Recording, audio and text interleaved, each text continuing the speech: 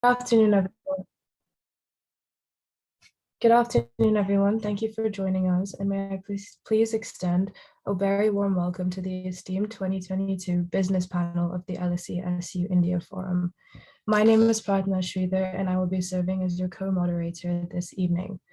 I'd like to begin by introducing today's insightful and relevant panel discussion topic, Disaster, Recovery and Growth, the journey of Indian businesses through the COVID pandemic. This falls strictly in line with LIF's slogan for this year, Rethink, Restructure, and Rebuild. Before commencing, I would like to take a moment to thank my fellow peers and everyone on the LIF team who helped organize this large-scale event for us this week. The LIF has a long-standing legacy for being the largest led India-centric conference in the UK, and we are delighted to be the medium for which both international and domestic students can engage with industry professionals who spearhead growth in their field. Now, let's commence the conference by introducing those who you really tuned in to speak. It is my honor to introduce our business panel for today.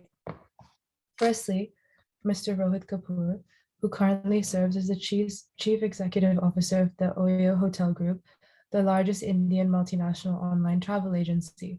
With over 20 years of seasoned experience in the field, Mr. Kapoor has completely changed the trajectory of the company since joining in 2018, leading to the growth of the Oyo Life and Oyo workspaces across India. Secondly, Mr. Anchit Nayar, who is currently serving as the Chief Executive Officer of Beauty and E-commerce at NYKAA, one of India's largest e-commerce companies, specializing in fashion and welfare products across numerous websites, apps, and offline stores. We are extremely fortunate to hear from him this evening. Thirdly, Mr. Raje, who is currently serving as the General Manager and Head of India at the SAARC region, where he's undertaken the role of leading strategic initiatives and operations across India for Zoom.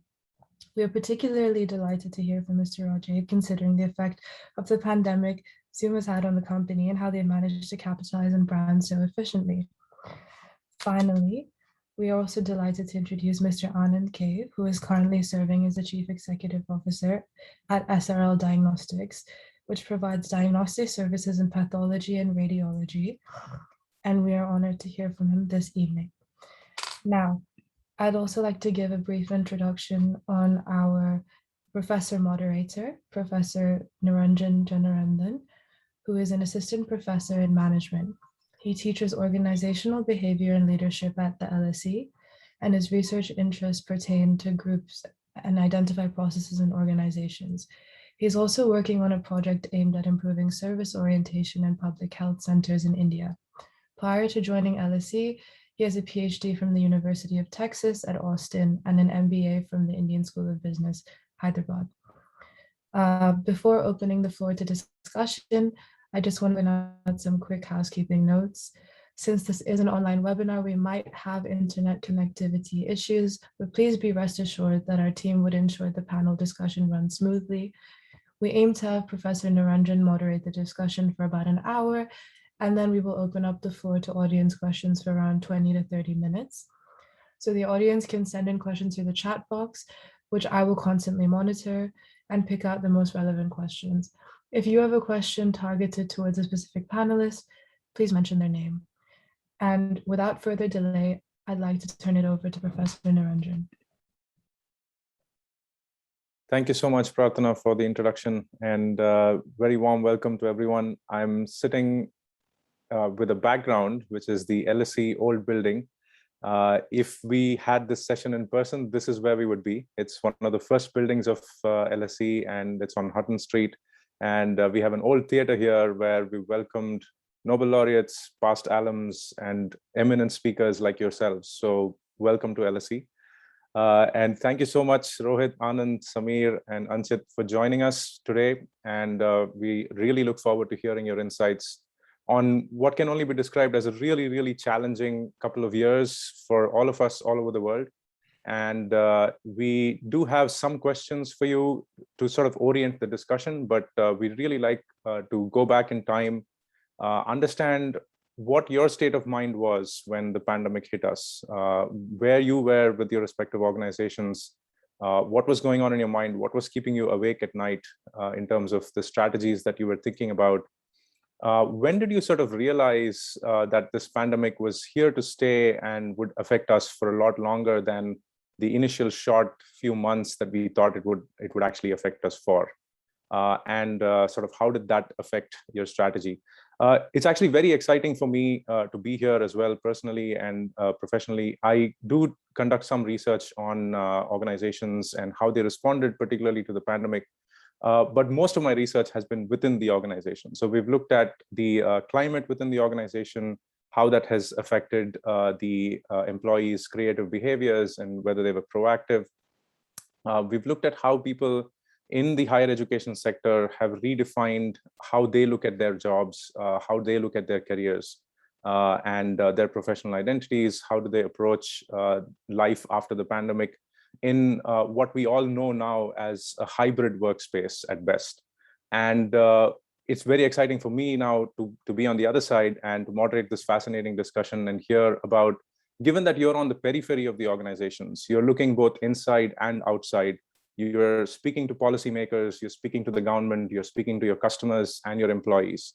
What are the processes? What is your thought process? How did you navigate this pandemic so successfully? And what is your learning personally from all of this? And standing now with the pandemic behind us, hopefully, fingers crossed, what are your excitements and concerns going forward? So without further ado, I'll turn it over to our first speaker. And this is just in the order that I've got it. So Rohit, over to you. Thank you, Niranjan. Thank you. And good evening, good afternoon, everyone. So to your first question, when did you, what happened when the pandemic hit? I remember I actually flew in from the US end Feb 2020 and was in India March. And in the US, it was just about like stray cases picking up. India, first week of March was still pretty okay. It felt like something happening in the Western world, China, etc. Right? It didn't feel it was going to be disruptive. I think it was around third week of March when it became apparent that there's something happening out there. But honestly speaking, if you ask me, I wasn't sure how big or small this is, but it was truly beginning to feel like the only thing we felt was it looked like disruption could occur in the way businesses run, right? Coming to office, customer care, etc. And I remember calling my entire leadership team on precisely, I think, March 22nd or 23rd and saying, hey, this is what is happening. This is what I'm hearing in China and in US and other places. And let's have a contingency plan on how to operate call centers, how to operate customer service, how to operate. So all that happened. And frankly, there was no playbook at all, right? How do you, even some of the legislation, for example, doesn't allow you to operate a call center from home environment. And that changed with the government stepping in. But there was no playbook. I think one of the benefits of being a young organization is pretty agile.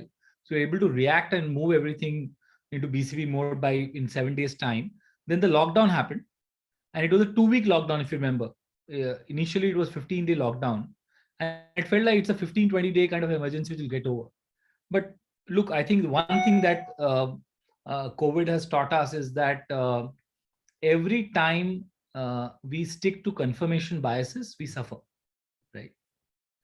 So every time the cases went down, all of us individually and collectively more or less wanted to believe this is over, right? And we reacted in that fashion as human beings. And the virus did come back at us hard many, many times, sometimes with less virulence, sometimes with more. So even today, standing here, I don't know exactly, are we in the middle of it, in the fag end of it, at the end of it? But given that, at least I have stopped predicting what will happen with the pandemic. Because one of the things I strongly believe in, like I want to have coffee to do things that are truly in my hand and wine to accept things which are outside my control, right? In our control. So really preparing the organization, saying this is a way of life. Every 3-4 months, something like this could come. The good part is people are used to it. People react to it with less anxiety, at least in India. But it is I think when we look back 20, 30, 40 years back on these 2, 3 years, we will then be rather sharp and clear that we lived through a once in 100-year moment on which many, many books will be written, right? This will be part of a 100, 200-year history like the Spanish flu was, the World War was, or though events of that magnitude and importance. And it has truly reshaped a lot of behavior, which I think is more important than really talking about the pandemic, because frankly, this is the 37th webinar I'm doing on the impact and challenges of pandemic. And I think it's very exciting now to think forward. Yeah.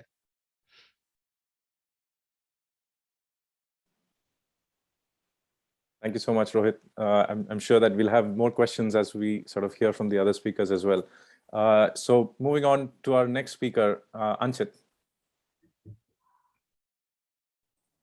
Yeah, look, I think firstly, thanks again, Niranjan and the LSE team for having me. With regards to the question, I think it was, as Rohit said, I mean, there was no playbook for this. And I think the first priority for everyone, obviously, when the pandemic really kicked off, was ensuring that all of our employees across our HO, but also in our retail stores and all of our warehouses were safe. And because it was so unpredictable, I think the fear level was really high for everyone, and people were concerned about themselves, but also their families. So I think the NYKAA family really grew during the pandemic. We really took on a responsibility for the health and safety of everyone who's in any way associated with NYKAA. And so that was a priority number one, and everything else was priority number two. Of course, once we were able to ensure, we had quickly obviously pivoted to work from home and made sure that we were able to tie up all of the, COVID, health facilities and all of that we could do for our employees, whether it was testing or it was, in case there was any hospitalizations, we made sure we had all of that available to our employees and their families.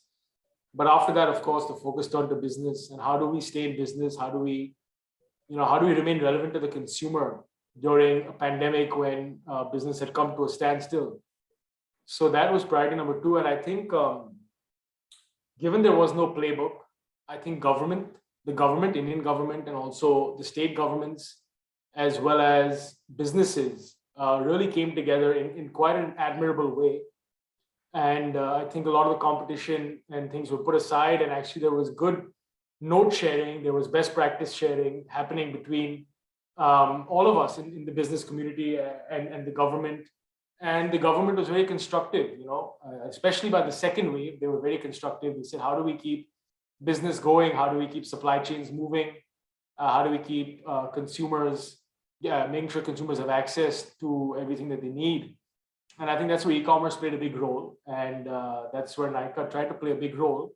We cover quite a broad spectrum of categories. We do beauty, but also personal care and also fashion. And within fashion, there's lots of daily essentials also required. So I think look, no one was able to ensure total safety and well-being of their employees, but we tried the best that we could, and that kept us up pretty much, every night for many, many weeks and turned into months. And then the second priority was working with the government to ensure that businesses stayed in business.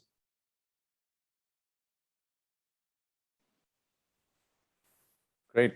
Thanks, Anchit. So let's move on to our next speaker, who has actually just joined us, Samir. Hello, Niranjan. Hello, everybody. Pleasure to meet you all. Sorry, apologies, I'm late for the call, but unfortunately, there was some little bit confusion about the URL that I had to join. So, but here I am. So I believe we are talking about the first question, which was about the strategic response of the organization. Is that right? Yeah, first one or two questions actually. So yeah, and again, they're just orienting questions, so feel free to yeah. Okay. All right. Sorry for that. So all right. I mean, for Zoom, it was slightly very different because we were a small organization at that moment of time when the pandemic hit us, and while Zoom was a very strong brand and it was enterprise, all the enterprises, large enterprises were using Zoom, the first thing that we started seeing was that very different kind of users started coming on the platform, and the usage just started shooting up, right? And so hence our first priority was very simple, that help people stay connected, because we identified this as a huge or serious grave problem for everybody, because literally people picked up their PCs and went home, right, including ourselves. We didn't anticipate this to be in such a situation ever. So I literally grabbed my PC, grabbed my display station, and just the next day we never saw the office. So the first instance, what the thought came to our mind as an organization was, look, this is something that very grave that humanity is going through, and hence our first goal was to help people stay connected. Now, when that thought comes into mind, we sat down and started thinking about in terms of, okay, if this is the case, then what is the goal, or which are the kind of people that we would want to help first? Because at the end of the day, as a business, also you need to take a conscious call of cost versus health, of what you want to do. So obviously, the first thing was the healthcare professionals who are there on the front line trying to help people, hospitals, nurses, doctors, and trying to provide this their medications or in healthcare facility consultations in the remote villages or even remote locations. And the second thing is obviously the education component, which is the school and the children, right? The schools were shut down, so they were literally left helpless in terms of how are the children going to study, or the college is going to run, what's going to happen. So with that, we started reaching out, and we opened up our platform for the education sector, especially for the K-12 schools, to use our platform at no cost. And today we've got more than 125,000 schools using our platform across the globe. And that's a matter of pride for us, because education has been one of the key sectors for us, which we always had a soft corner for, predominantly because that's a key thing in our business culture.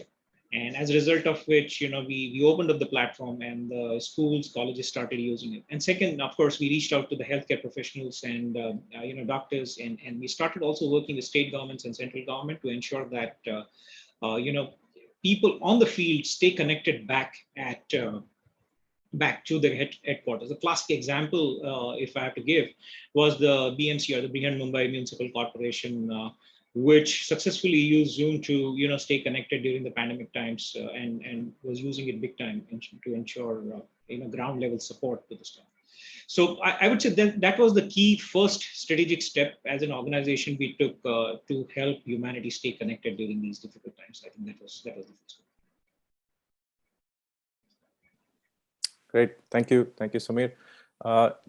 Last but not least, Anand.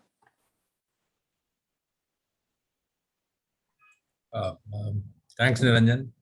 So, as a healthcare organization, I represent healthcare, SRL Diagnostics, which we were at the sort of, you can say, the middle of everything.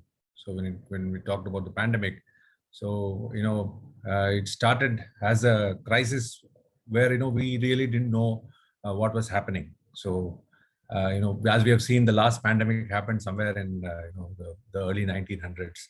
So what we have, like what Rohit said, there is no playbook in place that, we know these are the next steps to take. So I think that was a very interesting and very challenging times for all of us, because one is, as a healthcare organization, you can't really afford to work from home.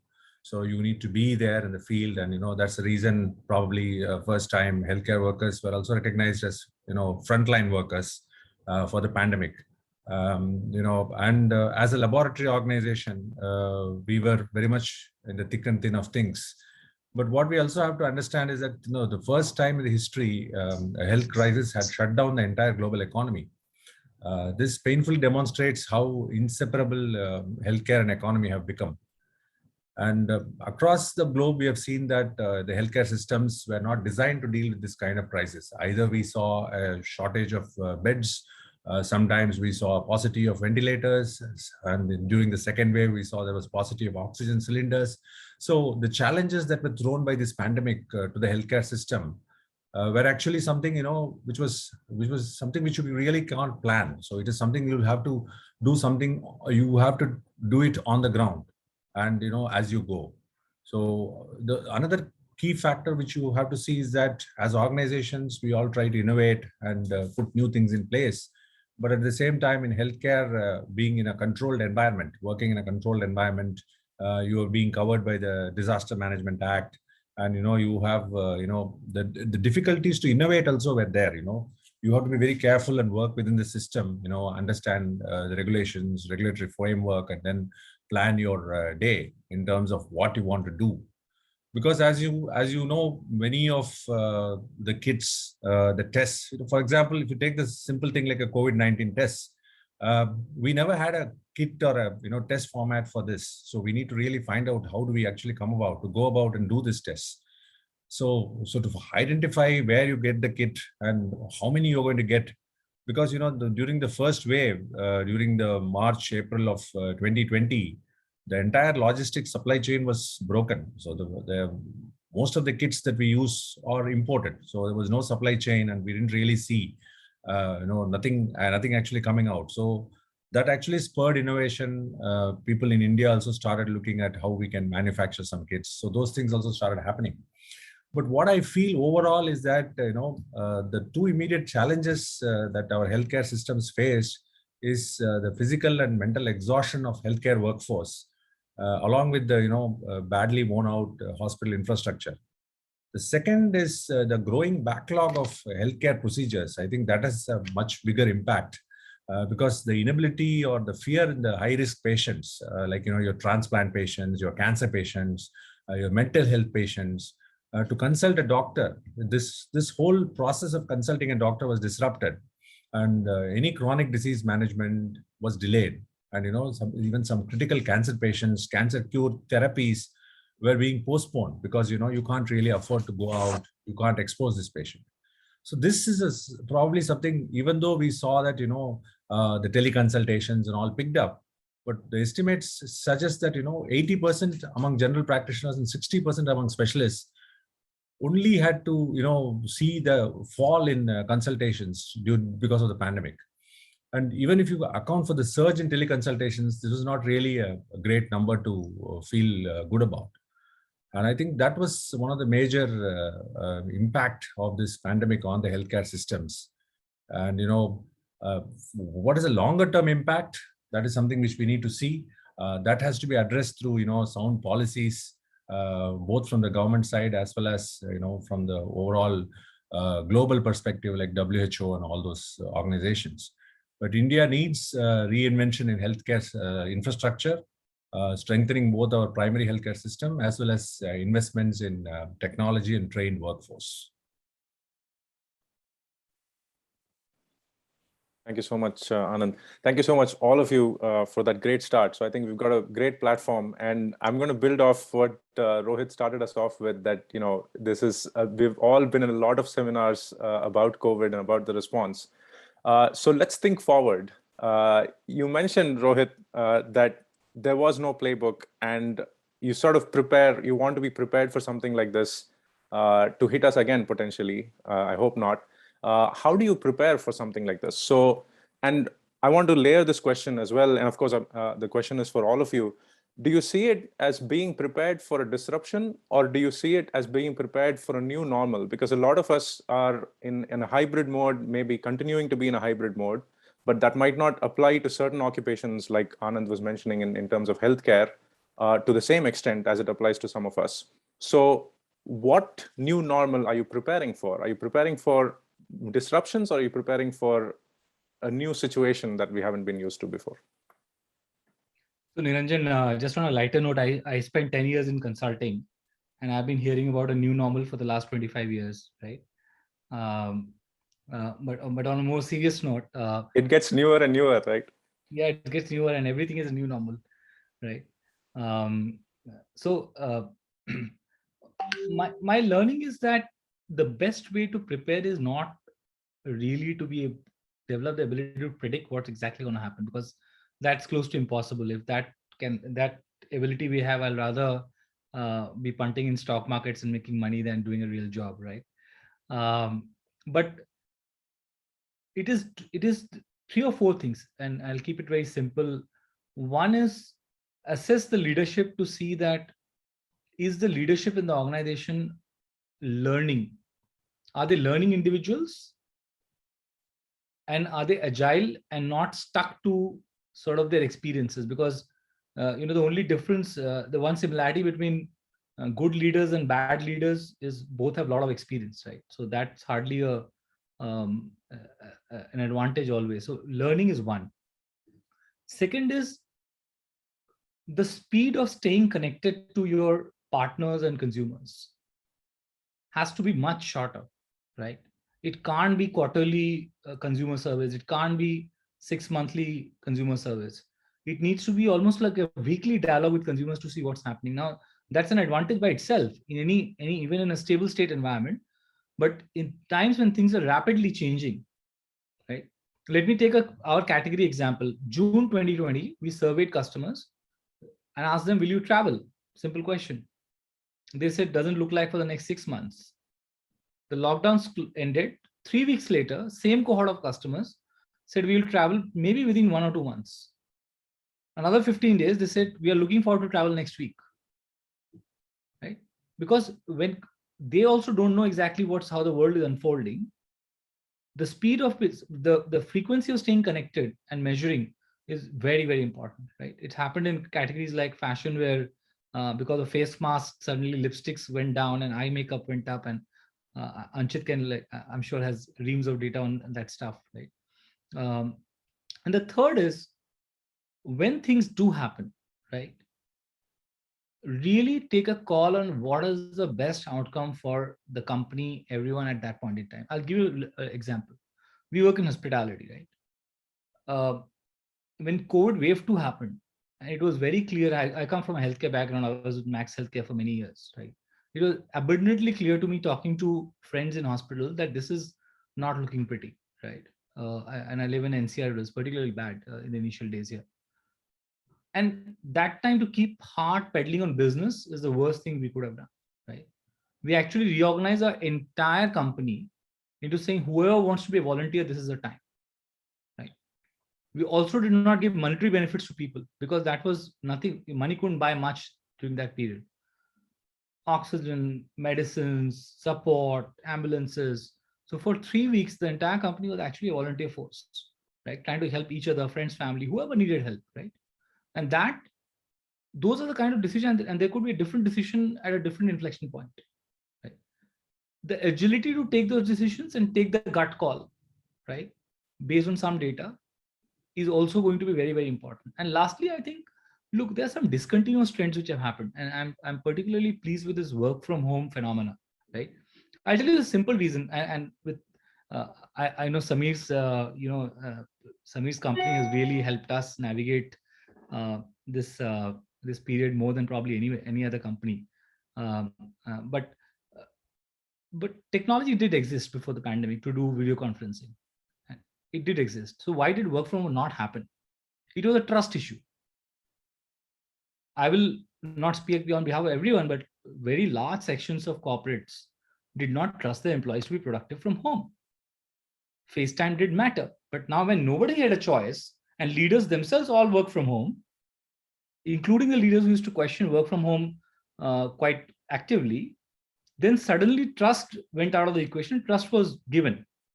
So I think that character has changed completely. I don't think technology is changing.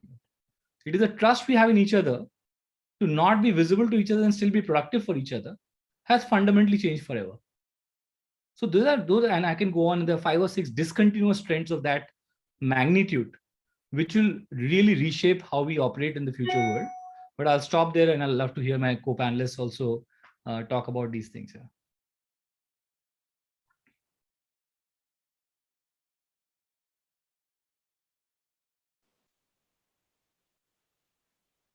Thanks, Rohit. I'm just going to open it up to the other, to Anchit, Anand, and Sameer. Anything else to add to that? Well, sure. I think I'll go ahead. Sorry, Anand, you want to go ahead? Yes, Sameer, you go ahead. All right. So since Rohit was kind enough to bring up the topic of trust and agility and customer experience, what Rohit mentioned, I would second on those points. And what we went through is something like. As I mentioned in the previous point, previous responses, that we saw very different types of customers coming on the platform. Now, Zoom was always designed for enterprise grade, where you have somebody to watch your back, you have somebody to set the security parameters. We had not anticipated that a home-based tutor is going to conduct tuition classes, or somebody's going to teach yoga, or somebody's going to get married on Zoom platform. Zoom was never designed for it, right? So we had not envisaged. But as rightly pointed out by Rohit, what we had to do is we had to actually sit down and view our services from those consumers' point of view as to how they see it. Because point number one, they don't know what security is or what security parameters to follow on the platform. And as a result of which, we took it upon ourselves to change and to implement those security parameters, or in short, be the IT team for them. So for what we did is we started forcing or mandating certain security parameters, like you cannot set up a meeting without a password, something of those types, right? So a lot of things were brought in. So that's point number one. So absolutely with Rohit on that one, where you need to really understand what kind of consumers, what kind of customers are coming on board, point number one, and be agile enough to view your services from their perspective and implement the necessary changes to ensure that right service is delivered to them. So that's point number one. Point number two, and coming from a collaboration background, right? I've been working in collaboration background in country for more than 2 decades now. There was a time when, forget about the trust factor. There was a time when people used to say, hey, why do I need a video meeting? I want to travel because I can claim my per diem. Or, I want to stay in a hotel and that's good for me. I can get a break from my family. And, those were the days. That was the time when video was, okay, I don't want it. Or even the senior management would say, hey, people can't work from home. So when the pandemic hit us, the first need or the first requirement was for the workforce to be mobile or working from different locations, be it home, be it, whatever the locations are. And the requirement was just a video meeting, And if you have to look at in the last 2 years where we've gone from just starting a video meeting to be able to have a complete transformation of adopting these technologies into our day-to-day life. Like, for example, you will hear a lot of things the moment, yes, we are getting back to offices. Yes, we don't know whether it'll be 5 days a week in office or whether it'll be 3 days in a week and 2 days from home or vice versa. We don't know that. But the moment people are getting out there, people are feeling a shock. Oh, there are so many people out there. There's so much of traffic. I don't want to drive. I don't want to spend 2 hours. Hey, I'm staying in my parental home, which is in tier 2, tier 3 cities. And you know what? I'm not only saving money, but guess what? I'm having a better quality of life. Employees have started realizing that and are forcing their leadership, their organization to let them work from those locations. Now, this brings in an added benefit. Not only does it develop a trust factor for the employees and the employers, but also develops talent in those tier 2, tier 3 cities, which was neglected so far. And, a great endorsement is from MeitY as well as NASSCOM, where they're trying to, set up a project to develop tier 300 cities in India for the BPO industry. So I think that's the future. And that's the way ahead for us as a country, because the more we spread out in the non-metros, because metros are, the city of Mumbai, Bangalore is so congested, traveling is impossible. So the more talent comes from those remote villages, remote cities, I think there's more progression for us as a country. And also there is a diversion of the resources from the main metros.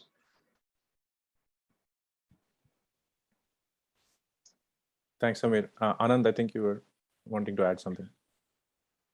Yeah, I think this has led to actually 2 major aspects of change, I would say. One is on the consumer side. There is a change in consumer behavior. On the other side, you have business process disruption, like what Rohit and Samir were mentioning. So when you talk about business process disruption in healthcare, especially with reference to laboratories, so suddenly you're talking about a test which is probably earlier considered as a esoteric test, which means it was not available across India. So in March 2020 when we started, so we just had one lab in the country which was doing this test. So then over a period of 6 months to 1 year, so we have close to now 25 labs within our group which is doing this test. So across India, you have about 3,000 labs which are doing this test, which was once considered as esoteric. So that was a huge change in the way you look at a business process. So like how Zoom helped us also, I can say that, in the sense that, most of our accreditation process, earlier accreditations, when you actually start a lab, it takes about 3 months for you to start a lab. And once you start a lab, you need to get the lab accredited by an agency like an NABL to get ISO 15189 certification before you go ahead and test for COVID. So this means that a team of officers are going to visit your lab and then look at your processes and then approve your lab. But this whole thing became virtual. Everything would be conducted over Zoom. You will share documents. The whole process will be captured on camera, and they would look at it, and then they will assign and they will approve. So these changes in the business processes also was a big difference between how we used to operate earlier. But I think on the other side, when you talk about the consumer behavior, I think we talk about the patients. So as I told you, there was a challenge for them to come to hospitals. There was a challenge to go and visit doctors. Doctors were not practicing. Even many doctors were not available for practice. So they were like, they were also not really available in their outpatient clinics. So then you had laboratories. People were afraid to come to laboratories to give samples. So the whole thing was, how many businesses moved online. So how much of digital experience we can look at. So as you know, this healthcare cannot be fully digital. There will be a lot of physical elements to it. But how do you actually blend and marry this so that, you get a healthy mix of digital and physical so that you have an omni-channel experience for the patient. So that is something, a change in the consumer because they want to book home visits. They don't want to come to the lab. Whatever they can get from home, they would like to do it from home. They want to, view their reports digitally.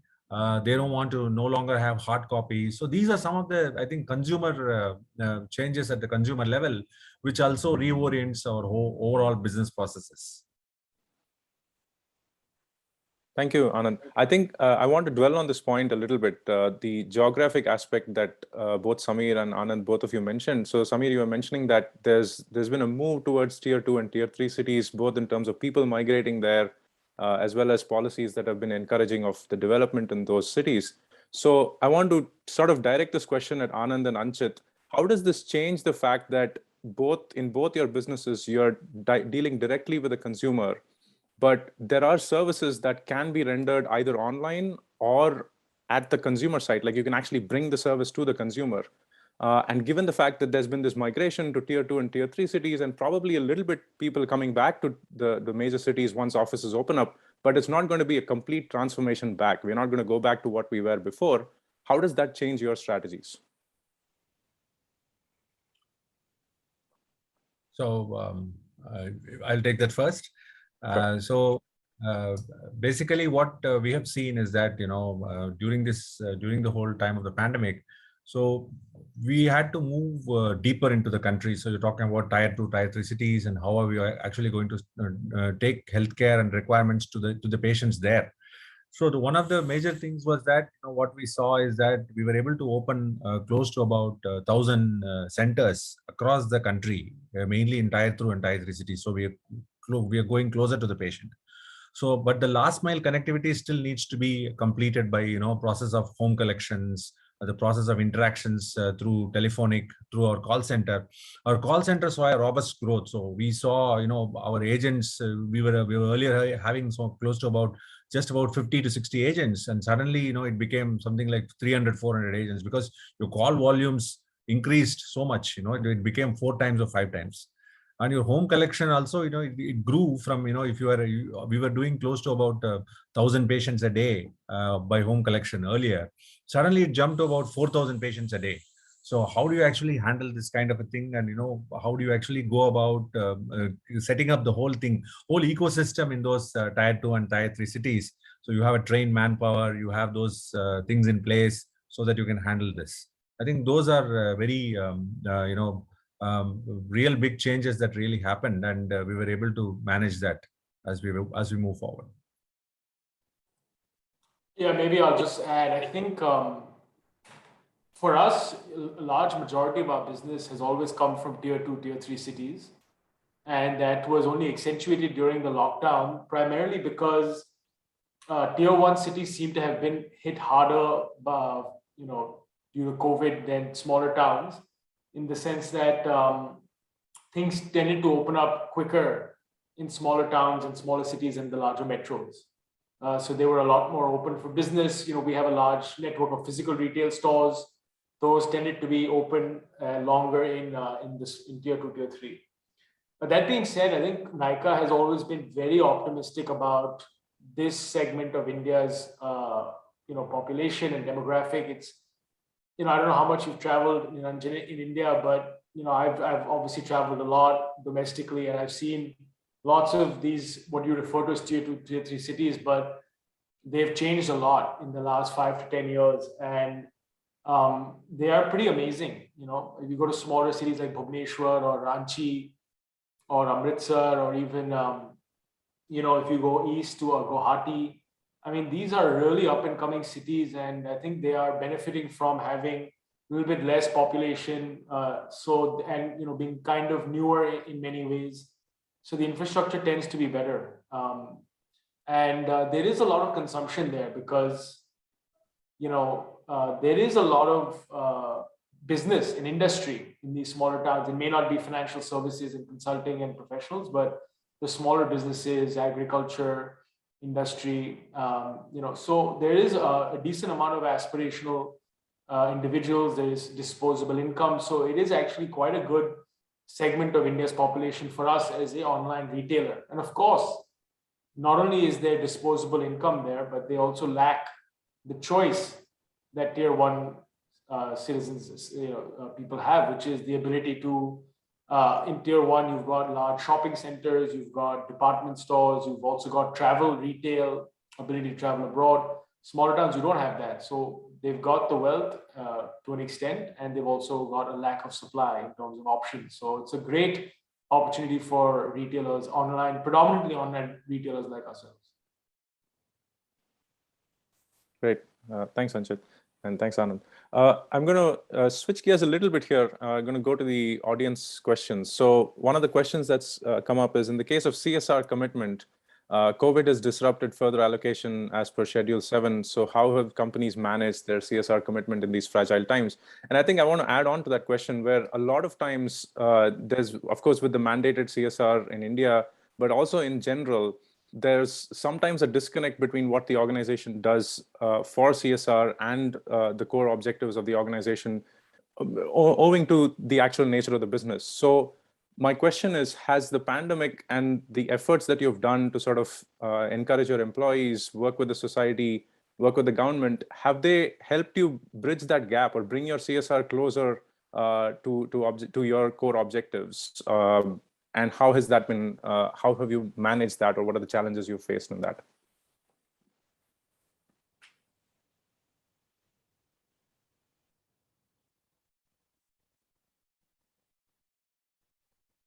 Let me go. I think if I look at CSR, and I'm moving away from the technical definition of percentage of profits, etc., to more what corporations and industry has done, I think three things stand out. One is the level of participation of the corporate sector, startup world in helping citizens and the government manage the pandemic. I have never seen this kind of effort ever before. Now that could be driven by compulsion, by desire, by voluntarism, whatever it is. But from creating all kinds, and I don't know if you want to deal. All of us have seen it, right? The second is I don't have the data, but it does look like there are a lot of the CSR commitment would have shifted over the last 2 years to COVID-related CSR activities, right? and that could have sort of taken money away a little bit from places it traditionally used to go or where it is needed. I think as COVID wanes, that will again rebalance. Third is, I think rightly so, companies have been, um, in some sense, today our employees expect this of us, to say it is not an option not to engage with society and do good. They expect that one of the parts of working for any company is not just going to be your career, your money, your wealth, and your position, but do they really have a sense of purpose coming there? And the sense of purpose is 80-85% always going to be the company's mission, but beyond that, it's also the way company interacts with the wider society. That is an important marker for many people, and I'm glad that is happening. Last, I do think that uh, the entire framework around, if you look at ESG, what is happening there, right? The CSR is taking a much wider gamut of responsibility that corporations need to carry today, rather than narrow definition of contributing money to certain specific purposes.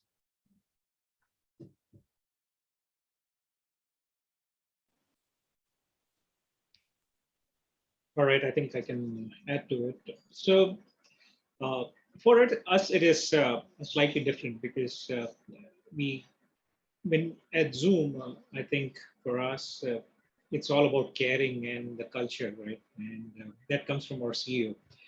And that's embedded in every single employee that is on board, whether it's the CEO, Eric Yuan himself, or any employee.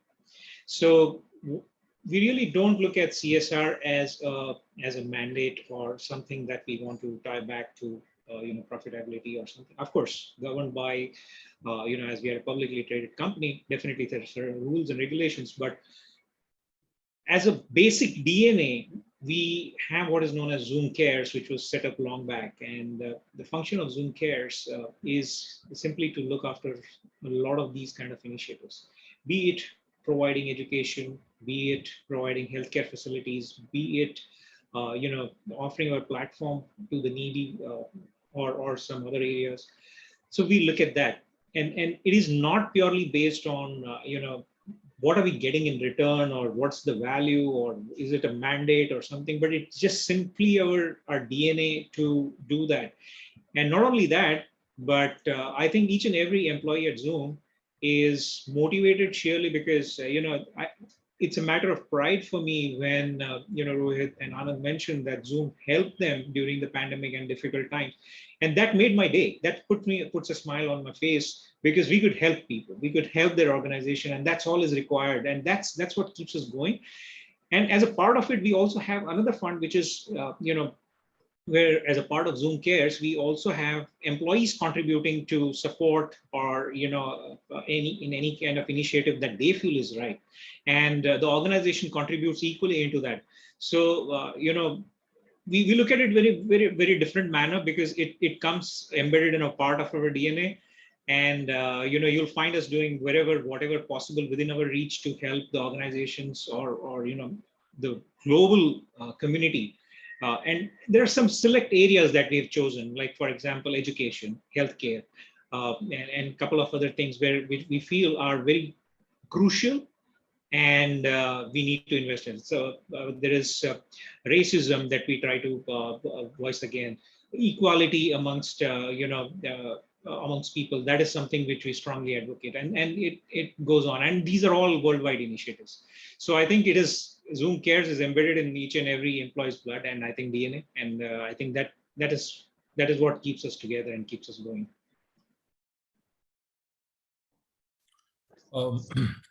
As far as CSR is concerned, I think organizations like us have always been focused on the education and healthcare, especially when it related to women and child health, women and child education. So these were the aspects, which move on to, creating awareness about cancer, rare diseases. So those kind of aspects. But like what Rohit said, I think in the last 2 years, there's been a lot of emphasis on this going towards COVID-related activities. And so what we found was last year we spent a considerable amount on investing into projects of ICMR, so where they were doing research in COVID. So that was on genome sequencing, on detecting various variants of concern for COVID. So that was one of our primary CSR spends. While this year we have focused more on, even though vaccination is not our core activity, but we are focused on investing a lot of money into vaccination. So doing vaccination programs among communities which are disadvantaged, where there is resistance. So creating awareness as well as making sure that they get the first and second dose in the right way. Reaching out to them. So these kind of activities. So vaccination is also one of the key aspects of our CSR program this year. So I think that's how our CSR journey has been. Yeah, and I think just for me to add, so firstly, I think CSR also starts at home, right? So for us, first thing was to take care of the large employee base that we had and their extended families and whoever needed help. So that's kind of table stakes for everyone, I assume, on all businesses in India. So that was important. Second, yes, of course, COVID relief was the need of the hour. So we supported where we could. But I think most important for us is, see, we're a B2C company, and in fact, our consumers, it's it's really up to them to decide what this company means to them, and it has to be something greater than just a corporate, but rather it has to be a brand that they feel passionately for. And so we've always said since day one that for us, women's empowerment, gender equality are very important themes. And so even throughout COVID and post-COVID, we always thought, let's do something that's meaningful to us and not just something that gets a tweet from some politician, or because I think a lot of the COVID relief stuff was also, there was, it's important to do, but there's other, as you said, there were other important issues that had to be addressed. So we continued along that. And I think our consumers care for that. A lot of our consumers are women. And for them, gender equality and empowerment is important. So we continued with that. And I think we always will, because if we don't, then the consumer will not feel strongly for the brand. So I think employees nowadays, of course, I think everyone's very empathetic, and it's such a great feeling to work for an organization where everyone truly cares and wants to do what they can, but also the consumers expect it from us. Great. Thanks, everyone. I think that was a great breadth of topics, and kind of shows how the CSR aspect of your strategy is kind of intertwined with the core of the business. Kind of shifting gears back a little bit. We have a couple of questions which sort of get at the same theme. So I'm going to talk through these questions and try and integrate them in some ways. So question for Mr. Nayar. How did NYKAA prepare for and react to its IPO in recent times? And was the timing significant, that is after the second wave? And I also had questions about the sudden increase in demand for Zoom for Samir.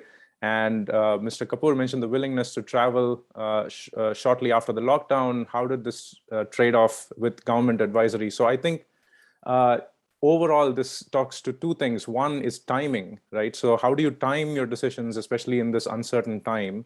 And also, how do you manage that risk with either having enough Slack resources to deal with sudden changes in demand, to deal with sudden decisions that you have to make, or developing that capability? So Anchit, Samir, and then Rohit. Yeah, so actually we did the IPO prep pretty much all virtually because, of course, it was the peak of the second wave, I think. So yeah, everything was done virtually. I mean, through Zoom, through Google Meets, through other video calling features. We had a very large roadshow where we met with over 300, 400 investors, all done via Zoom. And it was something unthinkable, actually. If you ask, I myself spent about 7 years doing investment banking, and I had done a lot of road shows where you actually physically go and meet the investors face to face, and you're on flights from New York to SF to LA to Frankfurt, London, Paris, right? So it's pretty hectic. and it takes almost 2-3 weeks to complete a roadshow when you're doing it in the pre-COVID days. And I think we managed to do it all virtually, and we really actually thought it was quite an efficient use of our time. So there were definitely benefits to having had the opportunity to prepare virtually. Of course, the downside was, trying to write a large,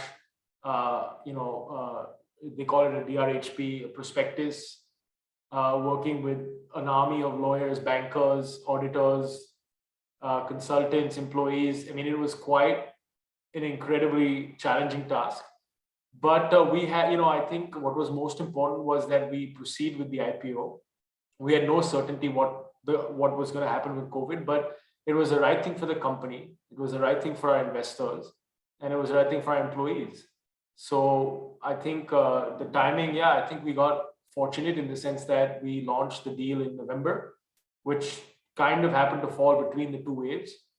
But that was never, I mean, who could have predicted that? I think we got a little bit lucky, but a little bit of it's luck, but a lot of it is also a prep. I actually think, even though it's been great for us to have done a lot of this over Zoom, like the roadshow, I do think that there will be a return to in-person meetings for important transactions like this, because there is a lot that you miss virtually, especially for things like this. So I think the future is going to be a mix of the two. And I think it's probably the right place to end up, a good mix.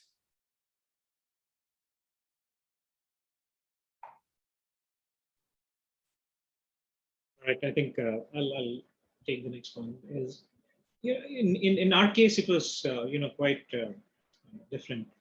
I would say what happened is we were seeing massive growth on our platform that was happening, and it was good. It was good. We were observing that, and the growth is there, and the growth was not at all anticipated at the pace at which we grew. Right, from 10 million participants in December 2019 to 300 million participants in April 2020. It was like no SaaS company has gone through. Right, they take more than a couple of probably a decade or so to reach that kind of peak usage. But along with that came a lot of press, bad press, and attention, and so on and so forth. That was a time when our CEO and all of us sat down and thought, why is that happening? What is the case? And we just stuck to our business principles. What's important? Culture of caring. And we decided, okay, and the culture of caring also means, staying connected, staying convicted to your goal of caring, and being true and upfront to your customers. We did that. We came out in the open. All right, let's fix it. We went on a 90-day freeze, feature freeze. We announced it globally. And, 90 days was just security. That's it. And while ensuring that the running of platform and that the services are uninterrupted for those millions of users worldwide who are depending completely on a collaboration platform, their livelihoods, their lives are dependent on it. We ensured that service continuity, point number one. And while doing that, ensured we ramped up the security, the functions, and rest of the things to meet the new set of users which have come on board, right? We mandated certain features, be it encryptions, be it passwords, and so on. So for 90 days, it was just security. And as I said, conviction and remaining honest and upfront about it. We held weekly webinars, worldwide webinars, where we would communicate openly through the audience that this is the development which we achieved in 1 week, and this is the development expected in the next 1 week. And we kept on announcing that, kept on doing that. And at the end of the day 90, you know what? We launched our completely revamped platform called Zoom 5.0. And here we are today. Probably after 90 days, we had a platform which was, which had security built into such an extent that probably it was one of the most secure platform. And that helped us, right? So staying convicted on our goals, point number one, remaining true, honest, and upfront and open communication. Mistakes happen, right? And remaining humble about it, accepting the mistake and going all out to fix it, and communicating back to your consumers, customers, and going all out to fix it. I think that's what we did. it was nothing that we would have done would have helped us, program or plan for this unanticipated growth and the kind of customers that came on our platform, right? So nothing would have helped us prepare. But I think this 90-day plan that we put in and we worked on it and got the things rolling, I think that's what helped us.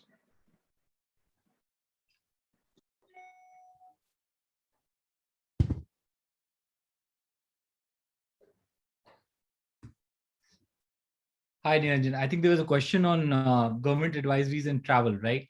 So just to give you an example, actually, I'm taking this webinar. I'm sitting in Bali, right? And I'm quarantining this hotel for 4 days. That's the present regulation to enter Indonesia. And I had to follow. Follow a 7-step process to get here.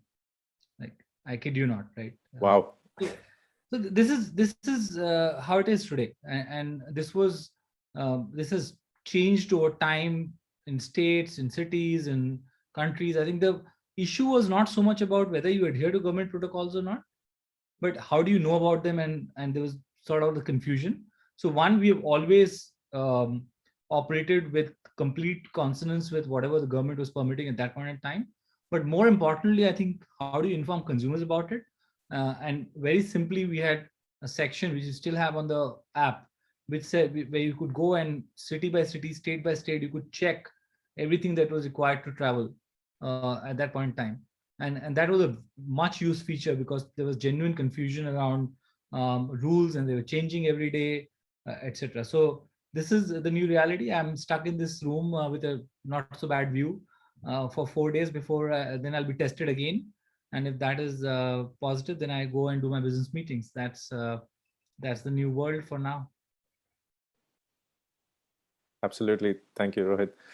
Okay, so I'm going to, again, cover a couple of questions here that came up.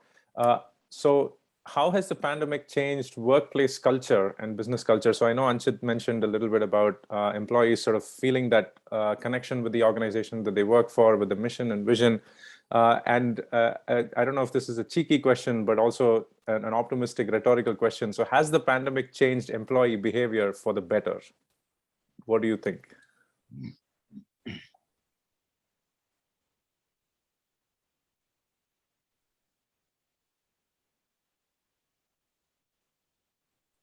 Yeah, maybe I'll go. Yeah, I think it has for sure. I mean, firstly, I think what we saw is just how committed employees are to their companies, and it was very heartening to see how incredibly hard people worked through such difficult situations. I mean, we had colleagues who had family members in the hospital. We had customer service reps who had to do their calls from home, and small apartments with many family members, and still working long hours a day. So I think it showed us that the best of Indian talent, and just how incredibly hardworking everyone was. Everyone, right, from senior management all the way down.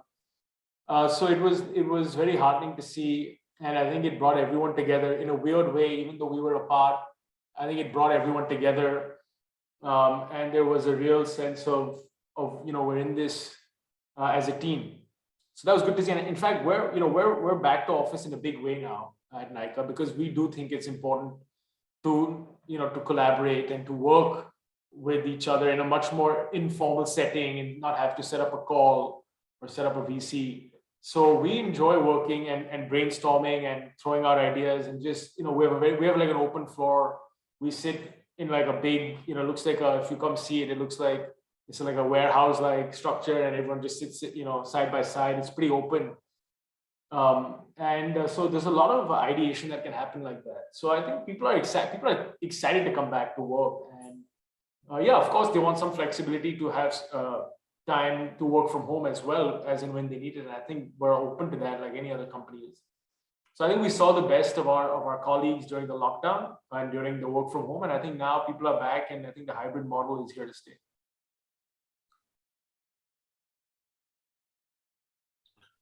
Niranjan, I just want to make one small point here, because this is lost often. Actually, work from home is probably for 5 to 6% of India's population.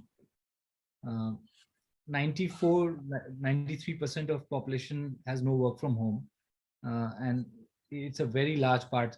Sometimes when we discuss, we almost forget about that 95% and just focus on the 5% which is working from home. Absolutely, Rohit. I think that's a great point. I mean, even here in the UK, I think it's true that the population that didn't have a choice but to go in was quite significant. And incidentally, Anand was mentioning about the essential workers or frontline workers, and even people who had to go in. Not all of them were classified as whatever different countries were calling it: essential workers, key workers, frontline workers, and if this was true in your businesses, and I think Rohit, probably in your case, Samir and Anchit, probably in your case as well. I know Anand, for Anand, it's a healthcare, so obviously they're classified as such. How did people face that? How did people face that challenge of not being classified as essential or frontline, but still having to come and show up at work? Well, for us, all our partner hotel employees have to be at the hotel, right? Yeah. And initially, I think it took some time, but most of them got classified as frontline workers, which meant faster access to vaccines, for example, which is very, very important. Especially, Anand, healthcare also, that was super important. But I think I agree with Anchit. We saw the best of them, on what human beings are capable of and how much courage they have. Forget about work ethic. At many times, it was not even just work ethic. It was sheer courage. I remember we were the largest providers of accommodation to what was called the Vande Bharat scheme, where the expats were coming back. And my colleagues, men, women at the airport, full PPE suits. And these are, mind you, these are not healthcare professionals. They work in hotels, which is, they're not exposed to such stuff usually. Waiting and receiving guests during the peak of the pandemic. So I think there are many memes around, getting up at 8:30 in your pajamas and taking the call and not having brushed, etc. I think that's the lighter part of it. I'm sure that happens too, and God bless that. But majority, I think we just saw absolutely raw courage and work ethic shine through, and that has a lot of questions for HR in terms of how much control do you really need? How much control is essential organizations to get the best out of people? I think the answer is far less than we imagine it to be. Yeah, I think the employee behavior was, at the best during this whole pandemic. I would say, it was a time to spur innovation, and every employee was coming up with their own ways of innovating at their work. So we've seen the client relationship, the sales teams, where they were not able to engage with the doctors, engage with their customers. So they came up with their own ways of how they do it. So we saw a huge spike in digital webinars. So we found we could engage with the customers with, we were almost like there was a parallel 4 or 5 CME programs, continuing medical education programs running, every day across. So it's like, if you can achieve some 50 conferences in a month, I mean, in a year. So you were like doing something like 2,000 conferences in a year, with these kind of virtual platforms, and the engagement was far better than real time, where you have a personal real meeting. So you had participants. If you normally have about 20-30 people coming in, here you have 100 people coming in. So I think these were certain things which the employees rather picked up very fast, because initially, even when we talked about the pandemic starting in March or April, there was a lot of fear. Many people who left and went off to their hometowns during the lockdown, some never came back. Some were even discouraged, why don't you change the profession? Why do you want to be here? And, you had to really motivate, talk to the people to actually continue, go ahead and collect samples from patients. So there was a lot of taboo around this. Nobody wants to declare themselves as a COVID patient. Now, if I declare myself as a COVID, warrior who's going to collect a sample, then that's dangerous. So you can't really go around everywhere. And so people are not letting you inside housing societies, inside apartment complexes. They had to, sometimes they had to hide their stuff inside. They will go inside, and there was a lot of taboo around it. Though in those days, people would say, don't come inside saying that you're coming for a COVID test. You come inside, I'll give you a place, you change your dress. then you take my sample. So the employees really went through a lot of things, and they have learned a lot in this, and it was very exciting times for them. I think that's fascinating. I mean, how the stigma sort of associated with this, especially in the initial days, could have affected frontline workers significantly. Staying on employees, one of the questions that came up in terms of representation of backward communities in the corporate world has been on the rise, but still significantly low. And pre-existing companies, sort of, what are they doing for social upliftment? My question is more about, has this pandemic created a leveling effect in some ways? Has this pandemic increased the opportunities for people who didn't have it before?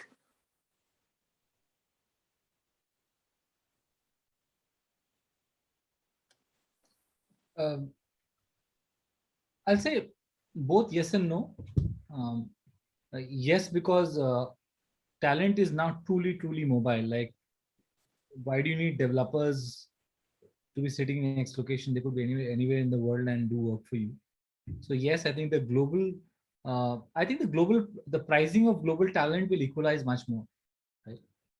Because geographical boundaries will not be able to hold back and artificially restrict wages. So I think that's both an opportunity for individuals, but a challenge for corporations to understand and know in the sense that people who are being left behind by technology, right?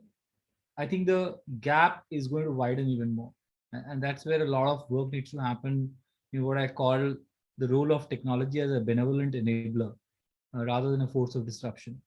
I think that's something we all need to pay very close attention to, because it's very easy to get caught away in all the narrative around digital and technology, etc., which is absolutely fantastic. But anytime technology is not seen as benevolent by the wider section of society, it is likely to cause repercussions and responses which are not going to be productive always. Thank you, Rohit. And I think I want to bring in Samir here because of the role that companies like Zoom play in this. And there's been a question about the metaverse and so on. So I think, where do you see Zoom playing a role in sort of increasing this inclusiveness? Well, I think in the last year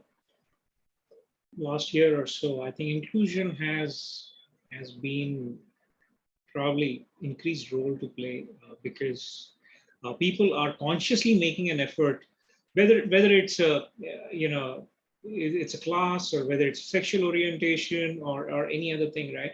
Inclusion is becoming more and more part of a conscious effort that every employee and even the employer wants to do today. And in a country like India, I think there is awareness about it, and people and organizations have started implementing and driving it. I'll tell you, at Zoom, we don't look at probably the credentials, or we don't look at the kind of class or religion or anything. But what we look at a person, or we hire for two things. First is the person should be a self-learner and a self-motivator. And when we have a conversation, when we meet up with the candidates and we speak to them, it's all about a conversation that we are having, and we get to understand, really, is this person self-learner and a self-motivator? And if so, the person may not have the background to the job or the position for which he or she is being interviewed for or having a conversation for. But what we've learned is that if the person is self-learner and motivator, they can go ahead and deliver. We have seen some amazing results from the most unexpected candidates that we've hired. And as a result of which, it's a mandate that we really don't look at anything apart from these two key qualities, right?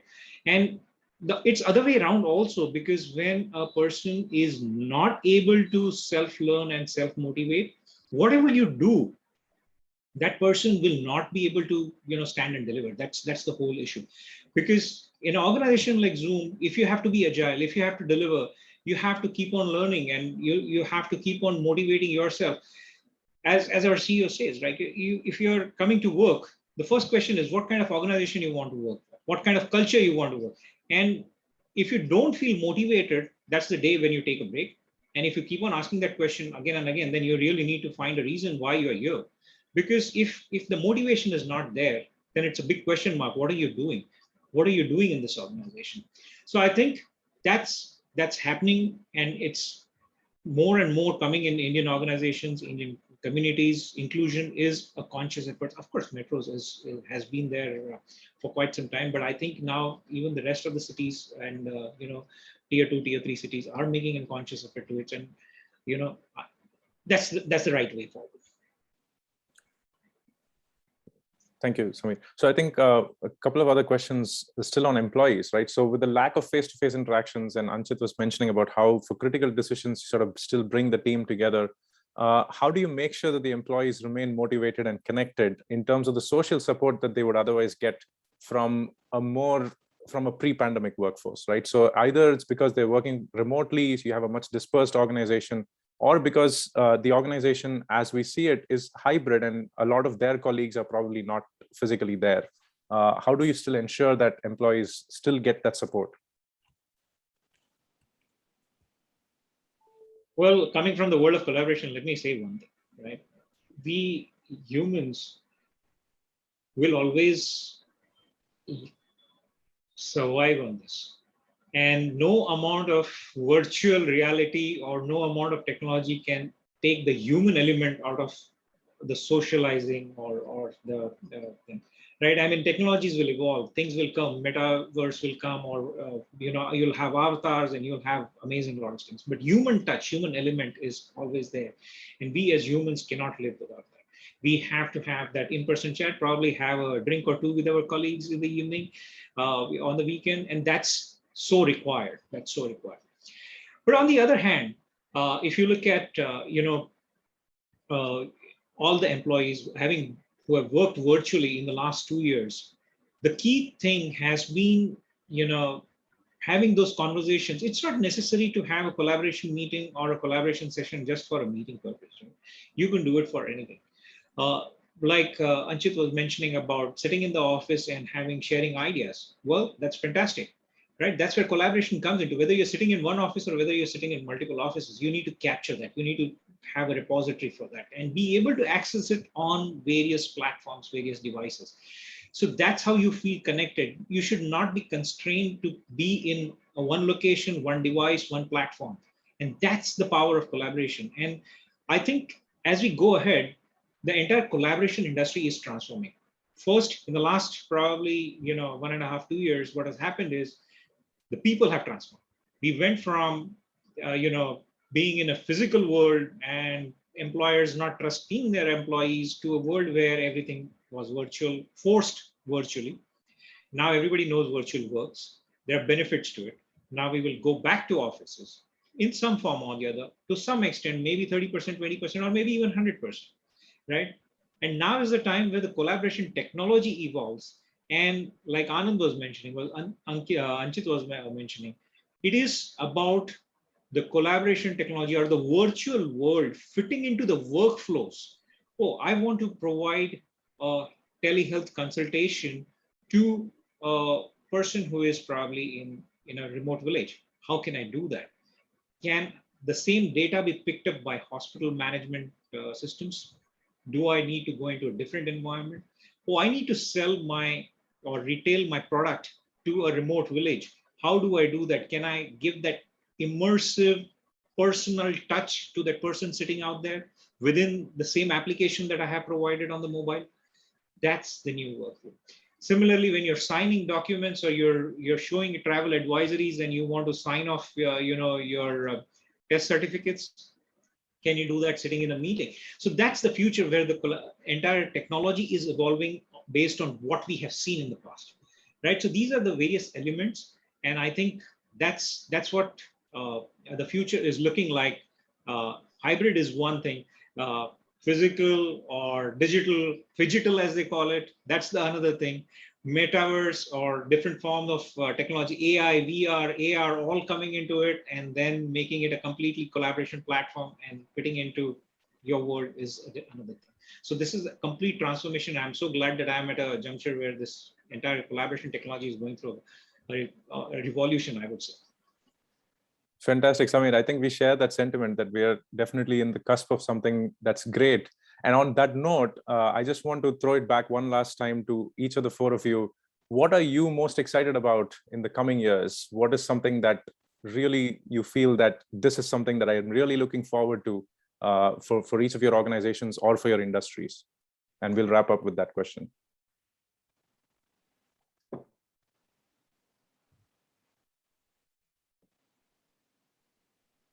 Okay, maybe I'll kick it off. So yeah, so maybe I'll kick it off. So look, I think we are obviously strong believers in the India growth story, and we are very excited. If you look at, we read obviously a lot of research, and we have a good sense of the market, and so we're very optimistic about all the macro tailwinds that are at play here for India. Of course, everything that's happening in the world right now is very unfortunate, obviously with the crisis in the Ukraine and high interest rates in the US. So it's a little bit of a strange time, but I think longer term, 5-10 years, I think India has a chance to really emerge and take its place, on the stage along with the other larger economies and some of the superpowers. I think just the tailwinds, whether it's the demographics or it's the consumption power or it's the improvements that the government is making with regards to infrastructure and investing in its people and its manufacturing. So I think it's just a very good time to be in India. And we are very optimistic that the benefits will flow through to the end consumers. And so for businesses like ours that are consumer facing in categories that are slightly more aspirational, that they will benefit because of the growth that we expect India to see. So yeah, we remain very optimistic. I think I can see, obviously this is an India forum, so most people on this call are probably of Indian origin. And as someone who spent many years in the US, first studying and then working, and to be back in India, I think it's just such a unique time. And the chance to build businesses, create and innovate, and be an entrepreneur. I think there is no place like India right now in the world for those who are looking for that kind of an opportunity. So it's exciting. I think leave aside everything that's happening right now, we're very, very excited. Thanks, Anchit.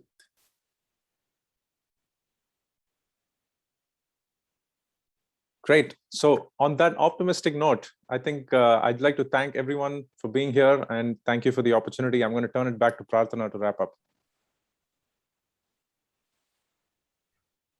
Hi, to conclude, I'd just like to thank Mr. Raje, Kapoor, Anand, and Nayar, as well as Professor Niranjan for moderating on behalf of the London School of Economics and the collective student body for speaking with us this evening.